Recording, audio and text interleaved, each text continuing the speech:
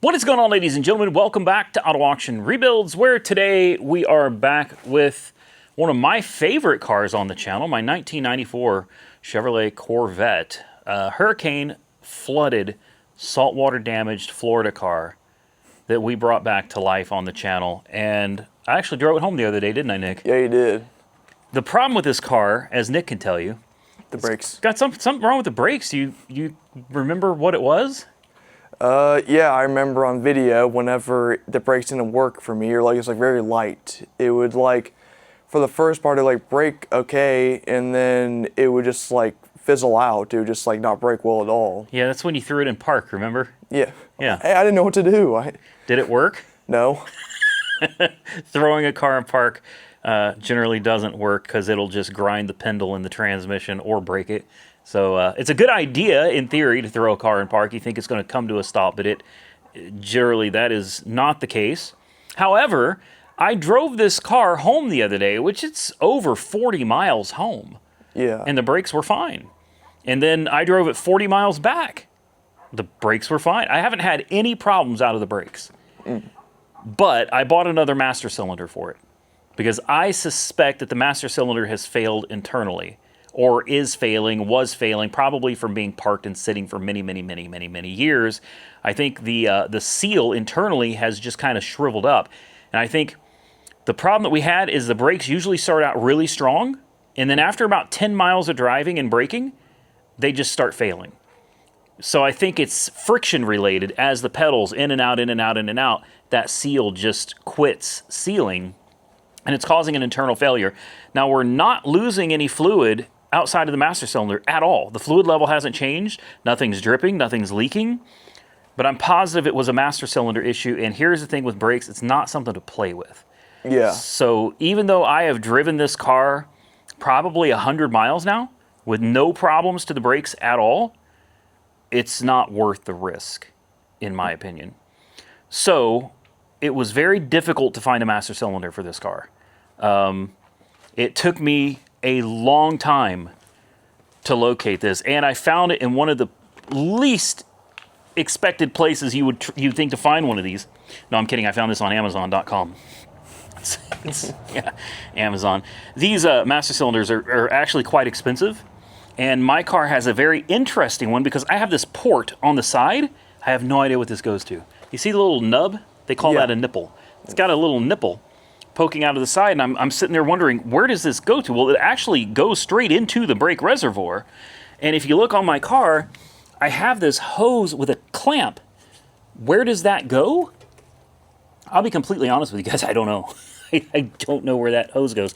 But some of these for this Corvette does not have that nipple on the bottom. Or sorry, that nipple right there. And then you've got your fluid level sensor right here. And then we've got another sensor down here. I don't know what that goes to either. What is that one? It's underneath the two brake lines. I have no idea. Obviously, we have on your left is the front brake lines. On the right is the rear brake lines. And then on the bottom is some electrical sensor along with that sensor. And then we have a hose that I have no idea where it goes. So this is a very strange master cylinder. And we need to bench bleed this, and typically, at least back in the day, I haven't done a master cylinder in a while, but typically when you buy a master cylinder, it would come with like a little bleed kit. It'd come with some really cheap Chinese plastic nipples that you screw in, and then you would run these little cheap rubber lines back into the master cylinder. And my way of bench bleeding is probably a little different than everybody else's, but instead of bench bleeding on a vise, I bench bleed in the car. It's the same thing. You might as well, instead of using a blunt tool like a crowbar or whatever else you're going to use to try to push it in, there's no sense in messing with that. Hook it up to the car, run your two lines from here into the reservoir, and then you just pump the brake pedal slowly. You got to do this very slowly. It takes a long time. Then you get all the air bled out of it, and then you just swap the lines. You just plug them right in. Take out the plugs, the nipples, and throw your lines in, and you're good. You are going to lose some. It's going to make a little mess, but that's the way I've always bench bled. This did not come with the tools, but what it did come with are these little plugs right here. And I'm like, okay, I mean, that's great. what am I going to do with these? Well, I ended up having to read the instructions because I have never bled a master cylinder this way. But this is how they say to do it. Instead of doing it the way I'm used to doing it, they've gotten cheap. They don't want to provide you with the hoses and everything anymore and the nipples. They just provide you with plugs. They want you to install this on a vise. In other words, we're going to install it on the car. They want you to fill it with brake fluid after you swap out your electrical connector down here. They want you to leave these open, which means we're going to lose fluid. What's that going to leak on? Hopefully nothing important. We're going to need to try to put something under it to absorb the brake fluid because I don't want this stuff just going all over the car. But they want you to fill this up about 3/4 of the way, and they want you to watch until fluid is steady pouring out. When it stops dripping and it actually becomes a steady flow, once it becomes a steady flow, they want you to cap off these holes. And then they want you to use a blunt object to push this in. In other words, we're going to use the brake pedal. If I don't drop this and break it first, we're going to use the brake pedal once this thing is steady flowing, and we're just going to kind of ease it in and ease it out very slowly over and over and over again until air bubbles stop flowing. Once we do that, we're going to do exactly what I said we're going to do, and one at a time. We will take out one of the plugs, and we'll take one of these exposed lines, and we will plug it back in. And then we begin the procedure, Nick's favorite part, of bleeding the actual brakes. Yeah. And I don't know how that's going to work because this is an ABS system, which means there should be an ABS pump somewhere. I'll be honest with you guys, I have no idea. Normally an ABS pump would be located like right here. I don't see it. I'm pretty sure maybe this car doesn't have. Surely it does. It's a 94. Surely it does. Does the brake pedal, can you see in there, does it say ABS on the brake pedal? No. It just says Corvette. Nick, Google, does a 94 Corvette have anti-lock brakes? If it doesn't, we are in business. If it does, we could be in big trouble. And the reason why is because the lines will go to an ABS pump, which will have a whole bunch of solenoids in it. And getting air out of that pump typically requires special tools or a special computer that I do not have. Yes, it does. It does?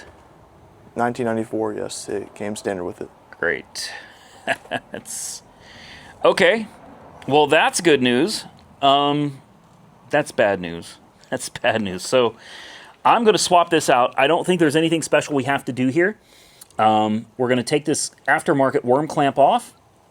We're going to take this connector off. There's another connector down here that looks like it's a lot of fun to get to. I probably need to get a screwdriver. Oh, I can't even reach that. Yeah, that looks like fun. I'd love to get this computer out of the way, but it looks like that's going to be more trouble than it's worth. Okay, so there's a connector right there that comes off. Oh, it has a little bit of brake fluid in it. This connector comes off, 2 line wrenches to take these hoses off, and then it's, I don't know, what does that look like down there? 1/2 inch maybe, 13 mil, one down there and one over there. And then this whole thing should come out. We'll slide the new one in, and we'll see if we can't shove something. I don't know, a blanket, something. We need to shove something. Oh, this rubber hose goes to a metal line. That's interesting. It must go to an ABS module. That's the only thing I can think. That rubber hose must go to an ABS module. Yeah, this is going to be fun. It doesn't look too difficult. It's the bleeding process that concerns me because right now we have brakes that have been working for quite a while. Yeah. And I'm terrified that we're going to change this out to fix the problem, and we're not going to be able to properly bleed the brakes because we don't have the proper tools to do it. True. All right, there's only one way to find out. Let's just take it apart and see what happens. All right, that was a lot more difficult than I expected it to be. We had one of the brake lines that didn't want to come off, and I got smart. Nick, tell them what I used. You use a vice grip. Very good. You're learning your tools, man. Proud of you. Yeah, we used vice grips. I used a pump that I use for axle grease to get most of the brake fluid out of here, and then show them down here, Nick. I put some rags under here. I've got more rags shoved under there as well. They're yellow. And this way, hopefully, most of the brake fluid ends up not not contacting the car. So this should hopefully just...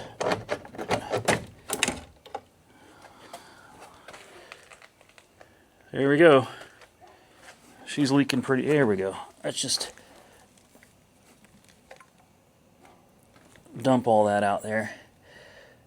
This thing does... I mean, this was absolutely not leaking externally at all. So I guess we'll find out if this was the culprit or not. I've got to get this little sensor, which somebody's going to have to tell me what this is. I don't have a clue. This little sensor down here at the bottom, because we got our level sensor right here. This is something completely different. We're going to get this off, put it into the new one. Probably put a little Teflon tape or something over it just for a little added safety. And then, well, then we'll start trying to bench bleed the new master cylinder. Okay, you know what? We're going to have a problem here. I'm going to have to use my... This is such a pain. Because of this right here, this is going to make it a little more difficult. But this is going to make a mess. I'm going to pour fluid in. Sit. And we're going to wait for it to start steadily pouring out of these little holes here.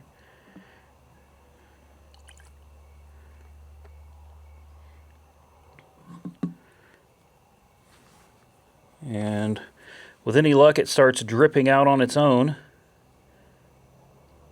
Any minute now, it starts dripping out on its own. And then we plug it. And then we use the brake pedal of the car. Anything coming out yet? Doesn't look like it, no. Perfect. Okay, well, it looks like we're going to be sitting here for a while, guys. So I guess we'll come back when it's about time to mount this thing up to the car, and we'll bleed it on the car itself. So that was about 20-ish minutes worth of bench bleeding on the car here. And we finally got it, Nick. Finally, yeah. Finally got it. So now what we're going to do is we're going to take the plugs out one at a time, and we're going to plug the lines back in, and then we get to bleed the brakes. So first you bleed the master cylinder, and once you're done with the master cylinder, then you bleed the brakes. And this is the master cylinder is definitely bled. I mean, I don't screw around with brakes. I don't. We spend a lot of time very careful about doing this. My biggest concern now is that ABS module, because if we can't get the air bled through the module without some special tools, and we are going to be in bad shape. So come over here. We'll start with, I don't know which one. This one? We'll start with this one. This one's a tiny one. We'll take out this plug, and it will piss everywhere, and that's all right. And we'll take this, put this down in here. You got to be so careful, so careful with these lines, because if you get them crooked or cockeyed or anything, you cross-thread them, it's over. Like, you can hang it up. It's a wrap. So you want to make sure you get these things nice and centered, and then tighten down. Glad I'm not doing this. Me too. All right. We have successfully bled the brakes, and it seems like they're good, Nick. They do, yeah. They feel great. So now, I totally forgot about this, but this car has just water in it. And some kind of radiator flush, because the cooling system was so nasty in this when we got it. I totally forgot. We have a hard freeze coming, like, tonight. Really? Yes, tonight and tomorrow it's supposed to freeze. The last thing we want... Oh, yeah. Look at that coming out of it. And that's why I was flushing it. You see how nasty that is? Yeah. Ooh, it's all over me. Yeah. We had to step back away from it a little bit. That's like fish. Ew. Yeah, it smells pretty bad, don't it? Yeah. That's good, though. That means we're cleaning a lot of the gunk out of it. The car does not get hot anymore, which is another good thing. When we first got it, it overheated like crazy. It does not do that anymore. So obviously just changing out what was in it was enough. But I don't think we're done with it yet. It's still pretty dirty. I think what we're going to do is we're going to drain all this out. I was going to fill it back up with water, but I can't do that because it's going to freeze. I don't want to risk messing this car up. So we're going to do the right thing, And we're gonna put some liquid moly radiator flush in it. And on top of the radiator flush, we're gonna put antifreeze in it as well. And I got a brand new radiator cap for it too. So we'll let this thing drain, and when it's finished, we'll go back up top side, we'll put some fresh coolant, some liquid moly in it, and then we'll proceed with bleeding the cooling system. You didn't like the way it smells? No, that's bad. Smells bad? Yeah. Well, we're doing right by the old car, man. We are. We're taking care of her. We're gonna make her great again. So it has been a lot longer than I expected it to be. But we're back. This is the old radiator cap. This looks awful. This is kind of an idea of what things were looking like. This is the new one. This is actually a factory OEM cap for this. Exactly what would have came on it when it was brand new. I took the time to really clean. I took this entire overflow assembler expansion tank, I guess is what you would call it, out of the car. And I cleaned and scrubbed and cleaned and scrubbed. I mean, I scrubbed and scrubbed this thing until finally it came clean. The water was coming clean. Nick and I took turns hitting this, and you can clearly see it's still got a little staining, but that's just staining. There's no more residue or anything in that either. So now it's time to put some coolant in, and this is where the controversy begins, because this is what I'm going to be using. This is Prestone 10-year, 300,000 mile coolant. Listen, guys, I am not the biggest fan of Dexcool. Okay, if you are, that's fine. I know the car calls for Dexcool, but let's just be real. Coolant has come a long way since 1994. Okay, it's been 30 years. I think Prestone's going to be okay, and you cannot mix coolants. Here's the deal. We've already drained this thing once, filled it up with water 2 or 3 times. Remember, we filled it with water, drain it, filled it with water, drain it. Then we put cooling system cleaner in it, filled it with water. There should be no Dexcool in here anymore. So we're going to put some Prestone in. But first, I'm going to shake up and use this liquid moly radiator cleaner. And I mean, it can't hurt anything, I don't think. And right now, I feel like the car could use all the help it could get. So let me see if I can get this thing off. And let's pour our liquid moly in first. That way it's going straight to the bottom. And then we'll start filling it up with coolant. Now on these, pretty much all these old GMs, there is a bleeder screw that you must open first. It is located right on top of the thermostat. So it's always easy to find. It's a brass fitting. Take the flathead screwdriver to get in there and open that up. And what you'll do is you'll fill this thing up until it starts spitting and spewing fluid out. You want it to have a nice solid stream of coolant. Let me rephrase that. There's an OptiSpark under here. So you don't want, let me tell you what you don't want. You don't want that beautiful stream of coolant to start pissing all over your OptiSpark distributor. OptiSparks are notorious for failing once they get wet. So sit this underneath it, all right? And then just keep your eye, now we've got the OptiSpark protected, okay? Keep your eyes open. It's gonna take a while. I'm sure this thing's gonna hold a good couple gallons or so. Put that nice, fresh, green coolant in, and I am prepared to listen to the people in the comment section slaughter me for using the wrong coolant in this car. I'm telling you, it's gonna be just fine, guys. Let me finish pouring this stuff in here, bleeding the cooling system. We'll start it up, make sure it doesn't overheat, and we'll take it for a drive. All right, we've left her running for about 20 minutes. Temperature's nice, we've got good heat. I kept the heat running the whole time, make sure we got everything circulating nicely. I had to go through and bleed that 2 or 3 times till I felt like we got all the air bubbles out of it, but it's nice and a solid stream coming out of it now. We've got our coolant reservoir full to the proper mark, and everything seems to be good to go. Everything looks nice and factory, guys. She's warming up nicely. I think it's time to make sure we don't have anything left under the hood. I got to replace these windshield wipers too. I didn't realize it, but because they have these giant humps on them, as soon as you close the hood, they get stuck underneath the hood, and then the windshield wipers don't work. So that's nice. We're gonna grab Nick, and we're gonna take him out for a little ride, maybe even see if he wants to drive it. I have faith that the brakes are going to work. I wouldn't let him drive otherwise, but he's about ready to get out of here. He wants to go grab some Subway, and he told me that he wants to drive the General Lee. And I said, really? You want to drive the General Lee? He said he wants to drive it to school. I said, you know what? That's fine with me. So, I guess we're going to get the Corvette out of the garage. This will be our first check of the brakes. I have no doubt the brakes are going to work.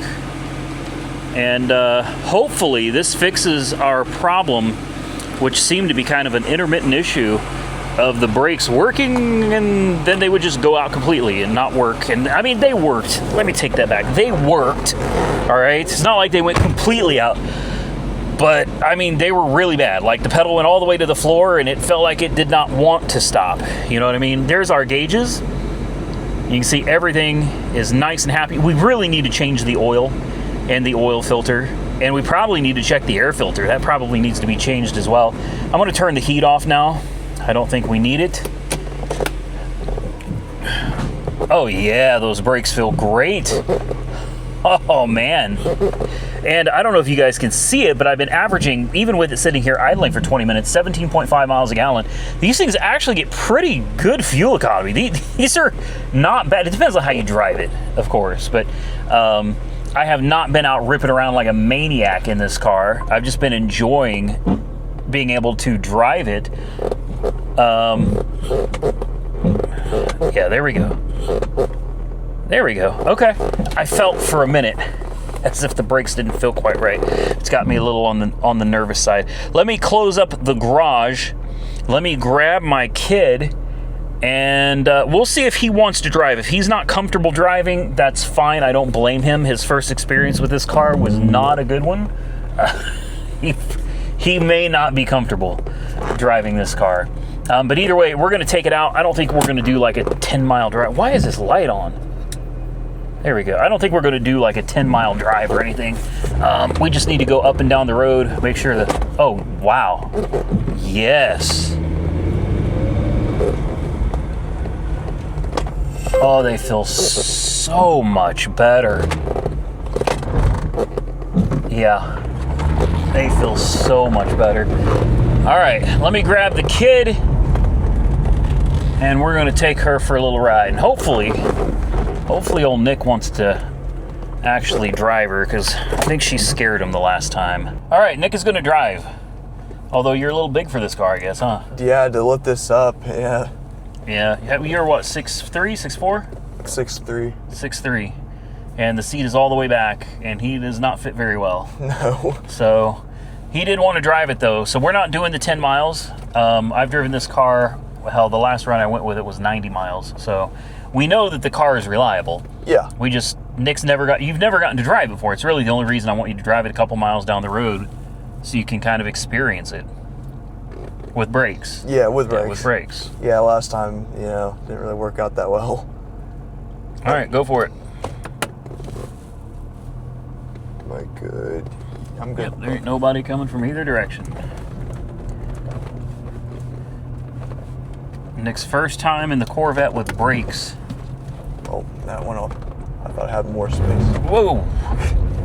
Good Lord, Nick. Is this how you drive your car? No, how my charge is fine, just I'm not used to this car. You're not used to a Corvette with all this power. My car has power. All this torque. You're just not used to it. Yeah, it's like the last car I'd driven, the Camaro. That thing went all over the place. Oh, the 67? Yeah. Yeah, you did not like the 67 Camaro at all. No. Everybody said you just needed more time with it, and I was like, he's not gonna like this car. Turn on your brights. Same way as yours, just pull it forward. Pull it forward? Turn, yeah, there you go. Oh, mine's, yeah, okay, yeah, I see what you mean now. Yeah. See? This car is just like your Charger, Nick. Yeah, it's not that bad driving. All right, we're gonna be able to get it up to speed here, and we'll see what you think of it. How does it feel? Feels good. It's not loose at all. No. It handles perfect. So if I hear you say anything about the handling on this car, You're out of your mind. It's a 46,000 mile Corvette. These things were built for handling. Smash on a little bit. You didn't smash on it. He didn't smash on it. I tried to a little bit, but That's all right. That's all right. He's not going to speed or anything. no. I want to go a little bit slower because of the Deer? no turn. Oh yeah. I haven't gone on this turn at least yet. Like going home, I know the turns, but just this one I don't. Oh yeah, you never gone this way before, have you? No. All right. Well, I'll see. Just go ahead and keep going. I was going to have you turn here, but we'll go just a little bit further, maybe another mile down the road. All right. There's a highway junction going to your left. You'll see the signs for it and everything. Oh, okay. And then, what do you think of the drive? I like it, but I like my car more. It's like a lot more comfortable driving it. Yeah, your car's a lot bigger.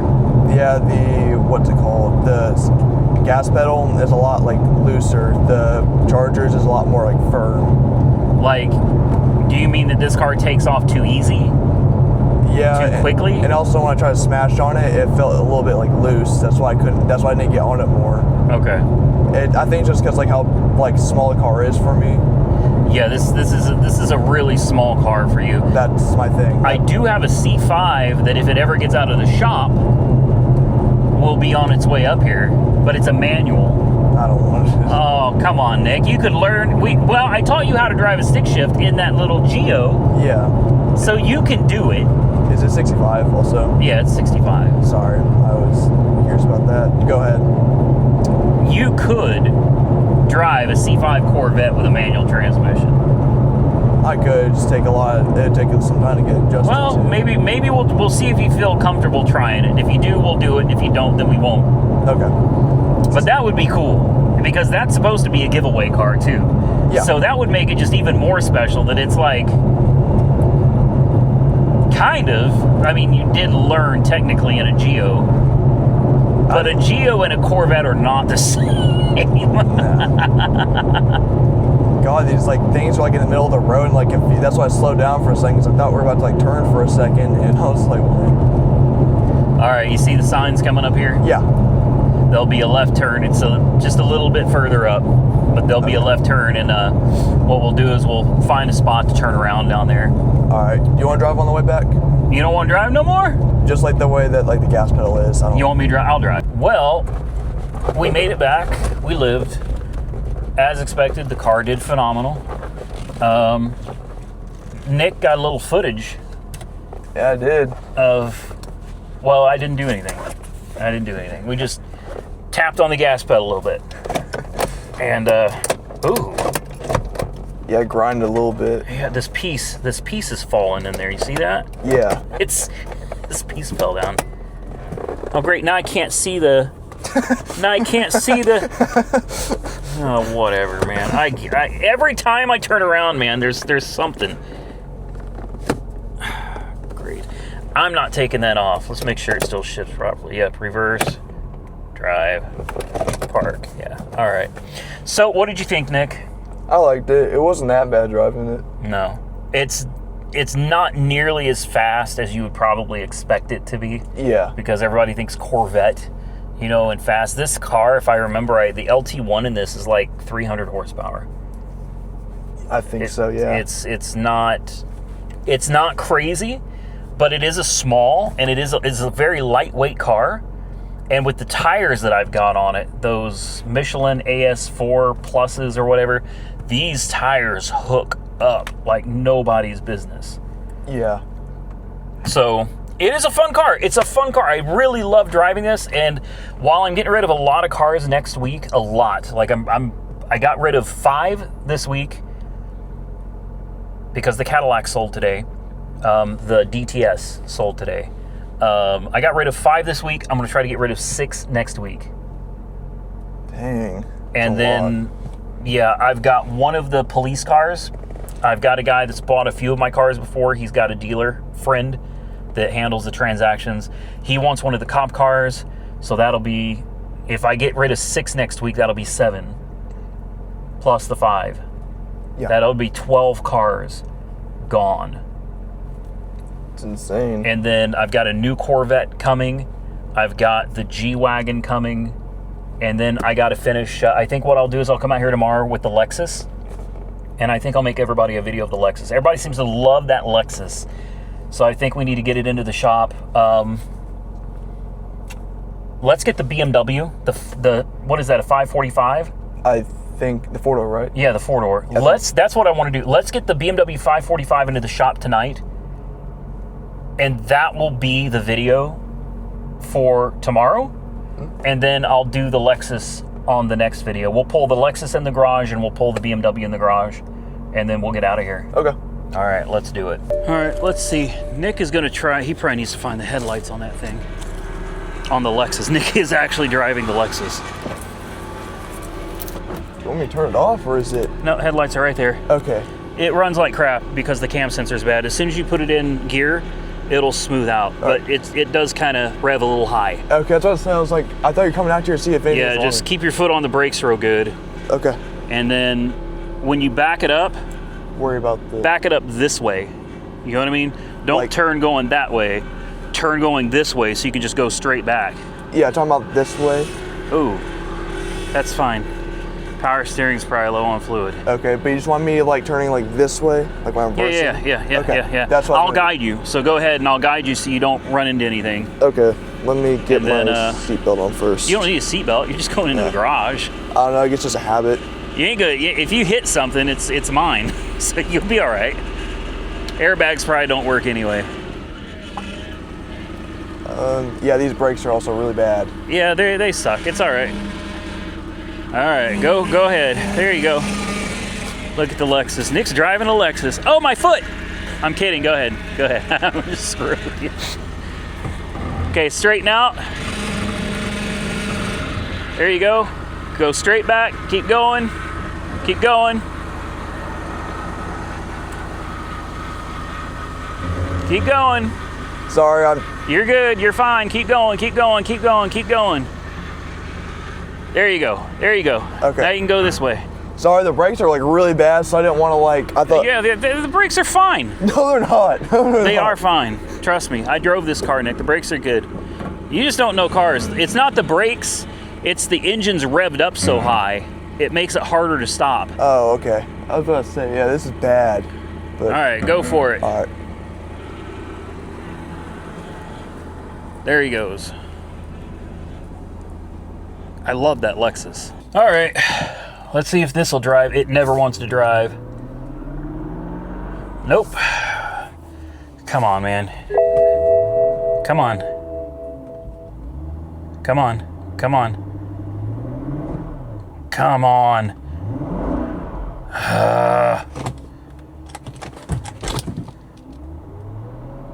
Come on. We're kind of moving, Nick. Yeah, you're. I mean, not really. This is the furthest this car's ever moved. Oh, man. We're going to get stuck in the road. Transmission malfunction. This vehicle will have reduced acceleration. Yeah, it has none. Let's see if it wants to go backwards. I ought to just drive the damn thing backwards into the shop, you know? Come on. Come on. Come on. This is not going well. Let me put it in park. Back and drive. Come on. Nick, we may drive this thing backwards into the shop. It doesn't want to go forward. Oh, great. Now it doesn't want to go backwards either.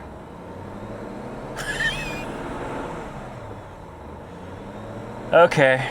Well, we may need to go get one of the police cars and force this thing into the shop. Okay. Nick and I have pushed the car here. Now I'm going to try to see if it'll go backwards up the lift. It's not sound good. It's fine.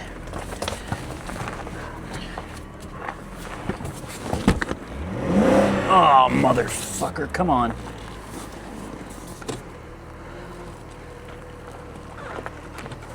Come on. Come on, come on, come on, come on.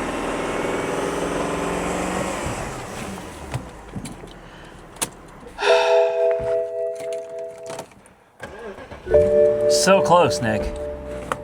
Really are. Come on. Come on.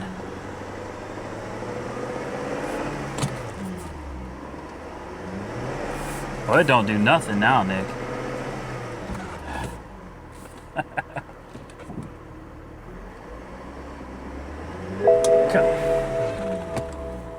Okay, guys, we'll be back. Well, that was fun. Yeah, you can say that. Nick and I took turns swapping between the cop car and the, what is this, the BMW. Yeah. And ultimately, the cop car did push it in here, which I was a little concerned about because it's rear-wheel drive and traction is an issue on this gravel. But it did it. We scratched up the bumper a little bit. There's, you can see right there where we tapped it. And right there, you can see the kind of rub marks. It's no big deal though. I mean, it's not like it damaged it or anything. No. The bumper's got these rubber bumpers on the front of it to help protect the cars that you're pushing. Yeah. So at the end of the day, this car was not going to drive on this lift under its own power. That was never going to happen. It's running though. I had to have the booster pack to start it, but it starts up on its own now. Listen to this. This thing has been sitting here for like 6 months. We haven't touched it. Listen to that. It runs good. Heat, air conditioning works, windows work. It's got great tires. And it's got the same engine that that BMW 650 had. Hello. Oh, okay. Here's the deal, man. You listen to this thing, it runs great. Yeah. Seriously, this car runs great. We just got to figure out what's wrong with the transmission. And I have the components. I think I went to I went to FCP Euro for this. This is what I believe is wrong with it. I could be totally wrong. It could be something major like the mechatronics unit or something. If that's the case, I'm pretty well screwed. But I've got a Liqui-Moly ATF Top Tech 1800 fluid. We've got new bolts. We have a diagram showing you how to mount and properly torque. And this is interesting. This is a new transmission filter. It's built into the pan. That's cool. Yeah, and the magnets and everything. So when you need to change your filter, you just change the whole pan.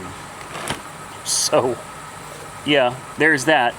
And with any luck, this is a legitimate ZF Getriebe something or other. I don't know.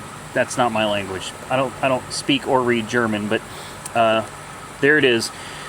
So, crossing our fingers, we're going to come back in the next video with the BMW 545 that has been sitting here forever. We're going to drop the transmission pan / filter. We're going to see what it looks like in there. We're going to clear all the codes, put it all back together, and we're going to hope that this fixes the car. I hope so. Because it is very rare that I bring a car to the channel and I cannot get it fixed. Yeah. This is the only car on the property right now that does not run and drive. So the goal is to fix that in tomorrow's video. Guys, big shout out and thank you to Nick. He's going to go grab us some Subway. Subway. Yeah, awesome. So you go do that in the General Lee. That'll be fun. And I'll pick another car to drive home.